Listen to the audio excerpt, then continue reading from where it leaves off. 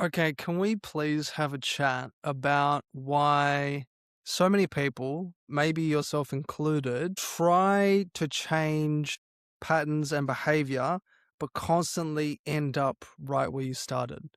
Have you ever worked really, really hard to change maybe some self sabotaging patterns and you've just watched yourself slide right back to who you were? Because you might be ambitious, you've set a goal, whether it's related to physical health and well-being or finances or relationships, and you had a plan in mind. Maybe you had a breakthrough moment. Maybe you did therapy for months or years. Maybe you attended different events, done all kinds of different forms of healing, self-development, read books, listened to the podcasts, the Diary of a CEO, the modern wisdoms, the Andrew Hubermans, and so on and so forth. Maybe you even felt different for a little while, but then slowly, invisibly, the old patterns actually come back. That old doubt comes back, the old behaviors come back, and then you find yourself right back where you started. Maybe you're still attracting the same partner in different clothing, or you still find yourself at the same income level or the same weight despite having a vision in mind and taking conscious action, putting in concerted effort. You're right back where you started and you're wondering what the hell is wrong with you. But nothing is wrong with you. And what's important to note is something very specific is happening beneath the surface. And until you actually understand it, you will keep repeating that cycle. This has nothing to do with discipline. This has nothing to do with your level of intelligence. This has absolutely nothing to do with you not wanting it badly enough, which I believe is actually a pretty toxic narrative in this space, but that's a story for another day. Um, it's because the deepest, most powerful force in the human mind has nothing to do with motivation or habits or your morning routine. It is your identity. It's the image that you hold of yourself deep inside.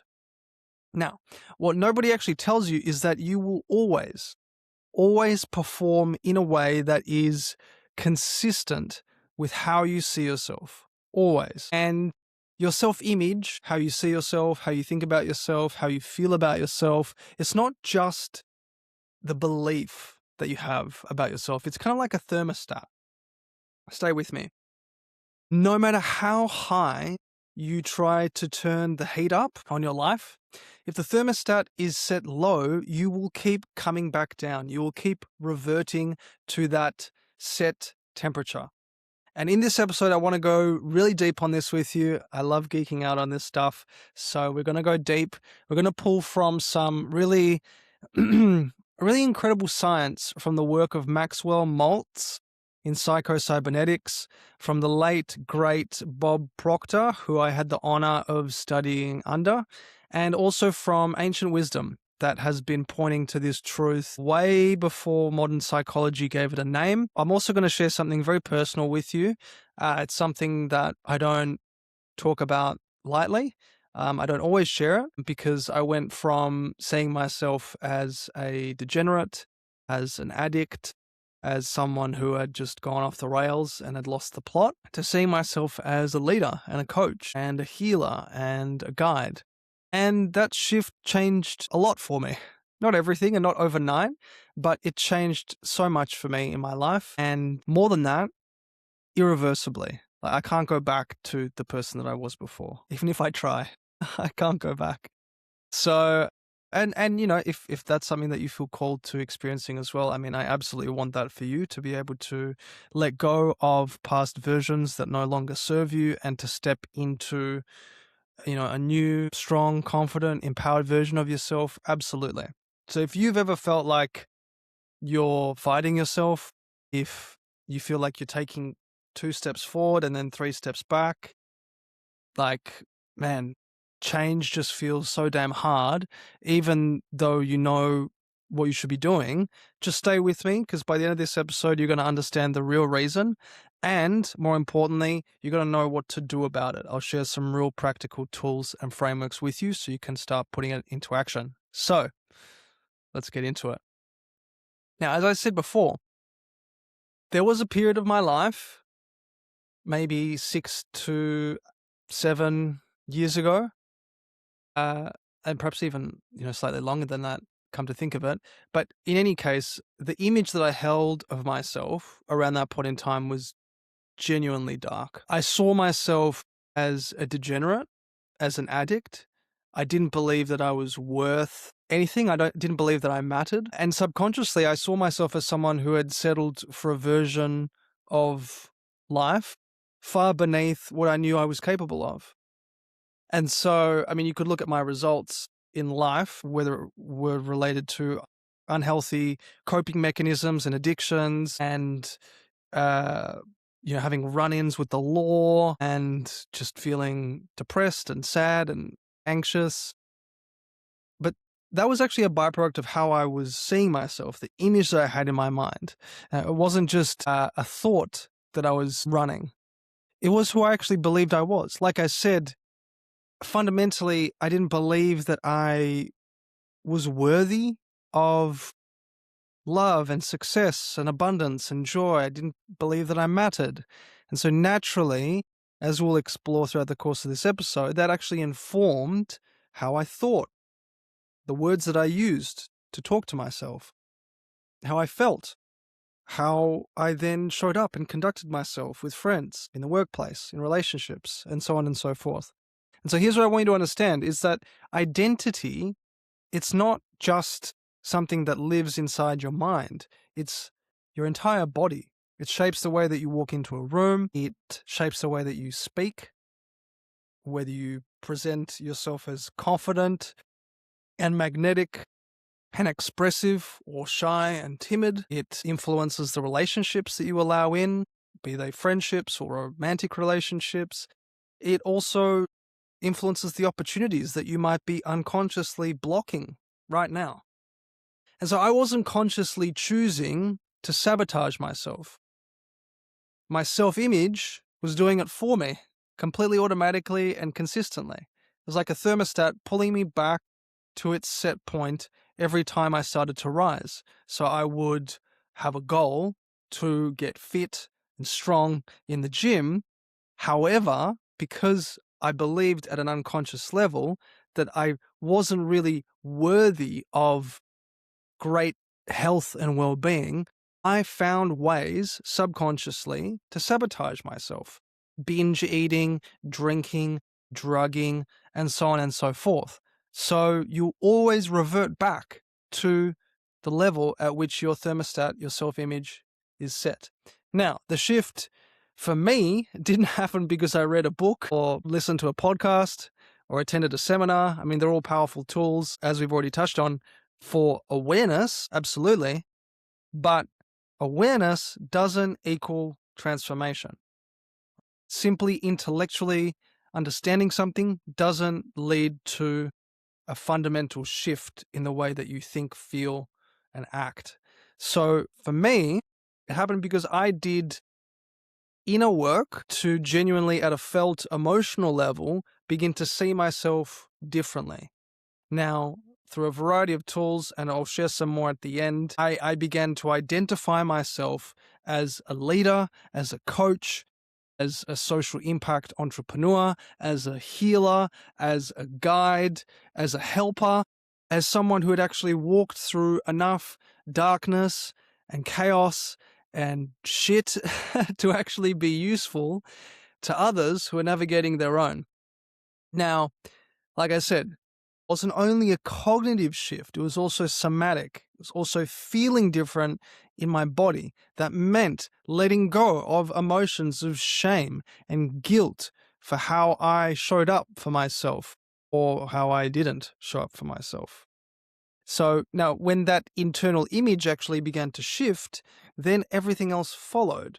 Right? That it changed the way that I show up in conversations. It's changed the way that I held myself, the clients that I attracted, the courage that I could tap into, because the thermostat had been reset, right? How you see yourself, i.e. your self-image, influences how you think. How you think influences how you feel. How you feel influences how you act. How you act influences your results, right? So identity is like a root cause approach here. And that's what this episode is really about, right? We're not just talking about surface level change. You try something, you try and cope or manage the situation, and then, within a few weeks or months, you're back to where you started. I'm not about that, because I did that for a decade and it's really frustrating. Okay. So I don't want you to have to deal with that. The deeper work is what we're talking about on this show, actually updating the image, your self-image, from the inside out. Okay. So like I've said, self-image is not just how you think about yourself. It's kind of the intersection of three things. It's how you think about yourself, it's how you feel about yourself, and how you see yourself. So it's cognitive, emotional, and visual. Now that trinity or triangle, or whatever you want to use to remember that is your identity. And your behavior will always be consistent with it. Not sometimes, but always. And Bob Proctor, who is an absolute legend in the personal development space, and who I had the privilege of studying under and working with his coaches, called the identity and the self-image the strongest force in your personality. So it's not your skills, it's not your strategy or your intellect or your ability to hustle. It's your self-image. And the issue and the problem and the mistake that I made, and that many people make, is that I tried to change my results, my unhealthy coping mechanisms, my lack of fulfillment in my career, my unhealthy body, by just changing my behavior. But behavior is downstream from identity. Behavior is downstream from identity. It flows on from identity, right? Just as a refresher, I love driving points home, so I will repeat myself, but this is important. Your identity or your self-image influences how you think. How you think influences how you feel. How you feel influences how you act. That's your behavior. So if the image doesn't change, then the behavior will always revert. It's like slapping a Band-Aid on the situation or putting lipstick on a pig. Or like a thermostat. You can open the windows, you can turn on a fan, you can do everything to cool the room down. But if the thermostat is set to 30 degrees, the heating will kick back in and bring it right back every single time. So your self-image is the thermostat and your life is the room temperature. Now, what really helped me grok this or really understand this on a intellectual and emotional level was studying the work of Maxwell Maltz. Maltz was a plastic surgeon in the 90s and 1960s who was doing genuinely life-changing reconstructive work. So working with patients who had all kinds of facial disfigurements or scarring or abnormalities and helping them correct those abnormalities. But he started to notice something in his patients that actually deeply troubled him. A significant portion of his patients, after objectively successful surgeries, so they had some form of disfigurement and it was objectively removed or healed from their face, these patients would return to Maxwell Maltz and report that they still felt ugly. I don't know what you did, but I still feel ugly. I can't go out like this. And they still couldn't look in the mirror at themselves without feeling disgust. And so they still experience themselves as disfigured and having all kinds of facial abnormalities, despite the clear physical evidence saying otherwise. And then there were also a subset of patients that had those scars physically, objectively removed and came back and were very gregarious and confident and could tap into all this courage. They felt like they had a new lease on life. So it was very interesting. It was very baffling. But ultimately, it led Maltz to a conclusion that changed the direction of his entire career. He proposed that we as human beings carry two images simultaneously. The external image that other people can perceive, and then the internal self-image, which is the picture that we hold of ourselves on the inside. And the internal image Maxwell found is the one that actually governs your behavior and your experience. And he published these findings in 1960 in his book Psycho-Cybernetics. It's a fantastic read. I've given it to a number of my clients. I've read it, reread it dozens of times. This has become one of the most widely read books on human performance ever written.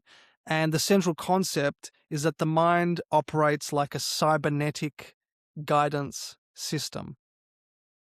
And I'll need my Greek friends to help me out, but yeah, psycho refers to the mind, cybernetics, I think it refers to like steering or boat or something like that, or machine.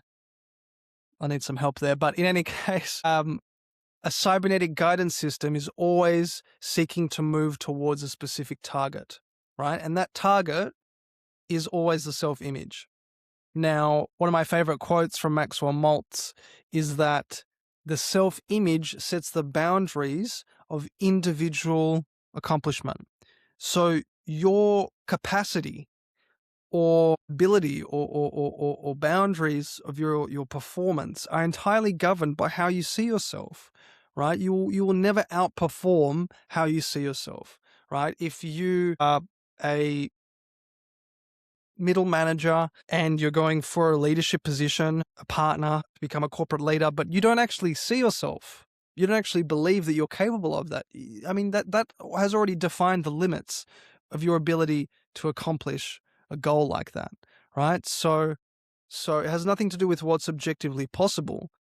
It has everything to do with what your psychological architecture believes is possible for someone like you. And that's exactly why two people can be in the exact same room with the exact same opportunity and see different things. It's the same room, but a different self-image. Same, corporate leadership, job or partner opportunity. Two people are going for the role. Two people are seeing different things because they each have their own unique self-image. And so they each interpret that opportunity differently. And as a result, they each experience their own version of reality. One gets the job, one doesn't. I would assert it has almost everything to do with their self-image. And modern neuroscience is beginning to confirm what Maltz observed clinically with his patients. The brain has a network called the default mode network, DMN, which is most active when you're not engaged or focused on a task, when you're kind of mind wandering, when you're just being, resting as you are. And what that part of your brain and what that network is doing during that time is constantly constructing and reinforcing your narrative about who you are, your sense of self or your self-image. Researchers, including Andrew Newberg, who works at the intersection of neuroscience and self-perception, have pointed to this network, the default mode network, as being central to how your identity is formed and maintained. So I say all of that to say your brain is constantly, automatically, always running a background program that builds and reinforces a case for who it thinks that you are. And then it filters your entire experience of reality through that case. I think that's absolutely fascinating because if you can control that, if you can prime it, and if you can shape this sense of self in a way that serves you, then you can pretty much govern your behavior to execute on whatever you want. Now, there's also a body of research in self-perception theory. The psychologist Daryl Bem put this together and suggested that identity and behavior exist as a biofeedback loop. So you observe your own behavior, you draw conclusions about who you are, but, and this is critical, the dominant direction of that loop is identity shaping behavior, not the other way around. So the internal image is the anchor point, which is why when I was going through a dark period, or one of the darkest periods of my life, and I continued to attract, seemingly negative circumstances, unhealthy dynamics, relationally, with coping mechanisms and unfulfilling career opportunities, etc. That the behavior that created that was always predicated on my identity and how I saw myself. So I observed my behavior and I drew conclusions about who I am. I don't really matter. I guess I'm not worth much. I'm not really meant for more, I guess. And yet that is the dominant, or that was the dominant loop or anchor that created my behavior and that continued to perpetuate those kinds of circumstances. So I share that so they can understand sort of the science behind it and why, if you just try and change your habits at a surface level without changing the identity underneath, it's very fragile. Under pressure or under life, the old image will win and pull you back every time. Now that's just the new stuff. The old stuff talked about this long before science could confirm it. The Upanishads, which are foundational texts of Vedic philosophy, were able to actually point to this. So this was roughly between 800 and 200 BCE.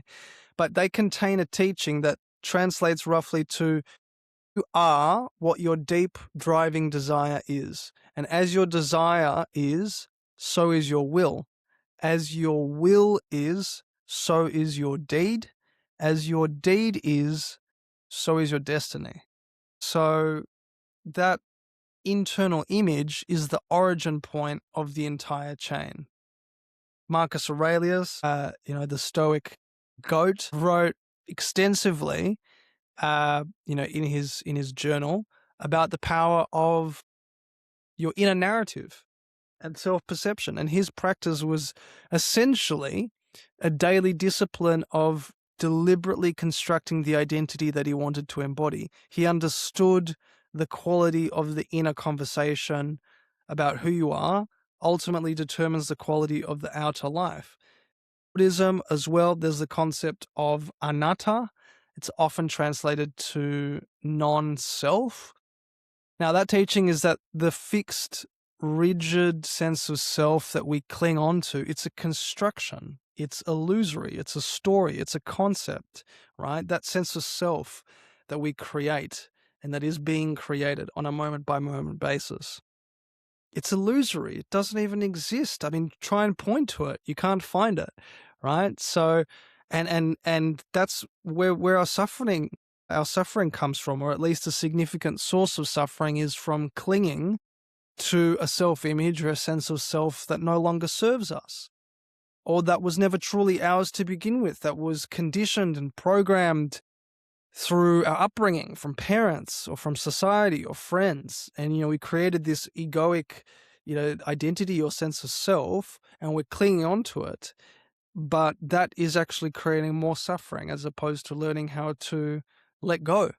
Now, the invitation is not to destroy that self or the ego, but just to hold it lightly and consciously and see it as separate from who you really are, which is the awareness behind it. Let me know if I'm going too fast. I download quickly. Carl Jung as well, one of my faves, spoke about individuation. So that's the lifelong process of becoming who you actually are or who you're meant to be. And it's very distinct from who you have been conditioned to be. He believed, and I believed, the most important work that a human being can undertake has nothing to do with external achievement, but it's the process of coming into genuine alignment with your authentic self.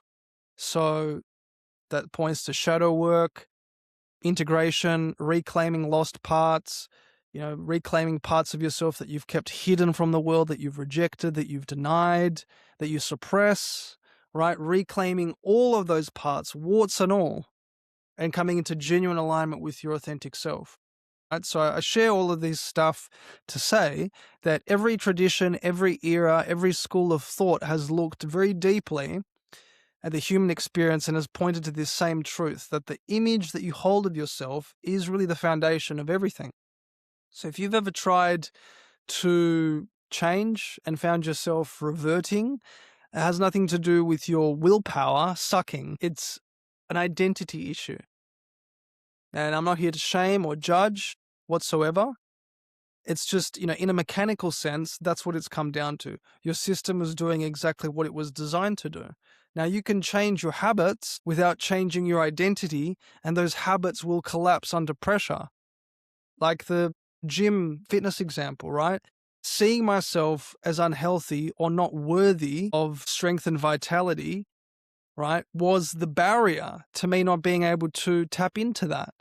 So I subconsciously, unconsciously found ways to sabotage myself with unhealthy eating and unhealthy eating habits and substance abuse because I hadn't addressed my identity. And again, you can change your environment without changing your identity, and you'll recreate the same patterns in the new environment, which is why, people move overseas or interstate. They uproot their entire lives and it's going to be, a new me, but they haven't changed their identity. So they're continuing to recreate those same patterns in Spain or China or wherever it is, right? It's still the same you with the same identity, with the same wounds, with the same thoughts and feelings, with the same view of who you are and what you believe that you're worthy of or not worthy of, right? So it's the same you resonating at that same frequency that's going to attract the same or similar people, circumstances, conditions, regardless of where you are. You can change your goals without changing your identity, which is what most people do every year with New Year's resolutions. And then you'll continue to find increasingly creative ways not to achieve them. So, I hope you're getting the message by now. The image is the root cause. Everything else is the branch if the image is the root. So really, you can't sustainably change the branch of the tree without addressing the root. Now, how do I actually do this? This is all well and good, but how do I do this, David? So, step 1, become aware of where your current image is set. And you can do that by asking yourself some questions. Where are you consistently falling short? Where are you consistently reverting? What are your results saying? Or what story are you telling yourself about your results? Now, that will ultimately reveal to you what you believe about yourself. You can look at your results in health, finance, relationships, and then ask yourself, well, what does this mean about me? Now, that will reveal to you your self-image, and that operates largely unconsciously. So the first move here in step 1 is always awareness. Now, step 2, interrupt the old story, like I'm not meant to be fit and healthy, whatever it is, or it's too hard to be fit and healthy. If that's the story, interrupt it with real evidence, right? And you're not trying to fabricate confidence here, but give your brain actual evidence of who you already are that contradicts that old image. Give your brain evidence from your life, either presently or in the past, where you've demonstrated yourself to live in strength and fitness and vitality.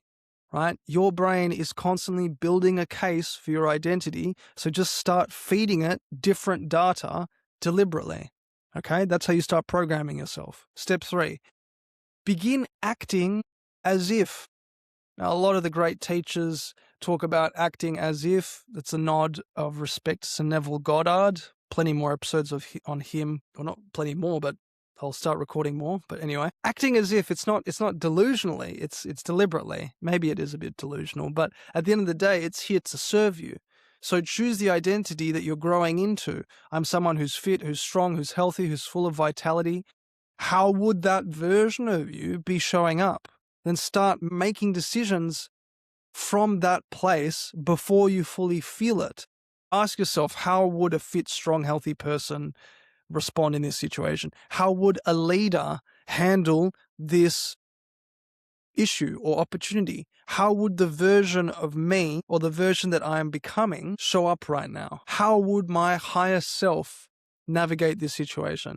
And then just do that repeatedly until this new image solidifies, until you start literally acting from the new version of yourself, so much so that you are them. Step 4, update the emotional layer. I have intentionally broken down the podcast episodes into specific segments. Now, as we're coming out of the first segment, which was largely cognitive in nature, and into more body and emotional, we're going to unpack this in greater detail. But when I say update the emotional layer, I mean your self-image is not just cognitive. It's not just something that you think about. It's also something that's felt. It lives in your body. So journaling helps, but doing stuff like somatic work, trauma and nervous system healing and regulation, right? All the stuff that you do to keep your body safe through different practices, could be yoga, for instance, as well.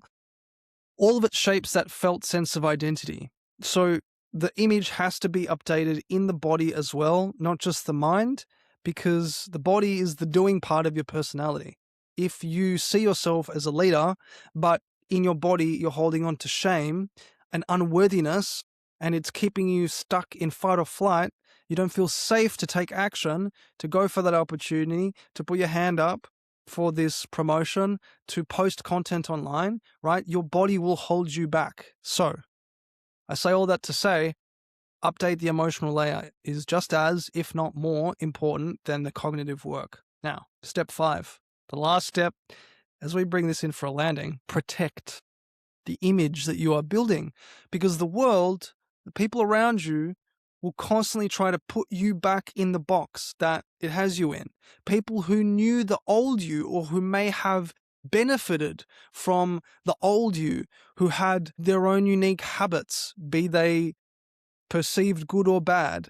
People who knew the old you will unconsciously reinforce the old you. They'll continue to crack jokes to try and pull you back into the old version of you that would go along with those jokes, or engage in certain habits and vices that match up with the old version of you. You will be tested by your environment consistently to stay loyal to the new version of you. So your job is to be the most consistent, most deliberate voice in your own internal conversation about who you are becoming. You have to protect this image because, and this is part of the work of outgrowing an old identity, is outgrowing old relationships and friendships and dynamics and habits and vices and activities and routines.